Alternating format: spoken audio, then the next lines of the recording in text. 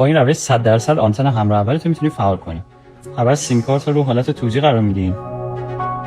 از قسمت نتورک سلکشن اتوماتیک رو قطع میکنیم. روی کد 43211 یا همراه اول میذاریم. حالا 10 بار این دستگاه حالت هواپیما میکنیم. برای بار آخر از هواپیما در نمیاریم. سیم کارت رو باز در میاریم. توی گوشی دستگاهی که رجیستر شده، حالا فرق نمیکنه اندروید باشه iOS باشه، میذاریم.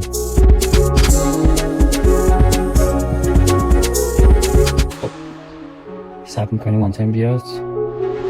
آنتن که اومد این رو حالت 2G میذاریم. نتورک سلکشن رو باز قطع میکنیم، میذاریم روی همراه اول یا 43211.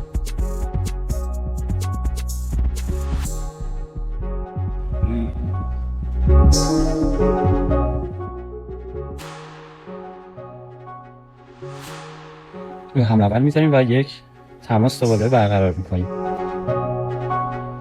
میذاریم تماس اون 10 ثانیه 15 ثانیه برقرار باشه. تماس رو قطع میکنیم. تو حالت هواپیما سیلیکات رو در میاریم. دوباره تو گوشی آیفون رو میذاریم. بعد آنتن اون قطعا با این روش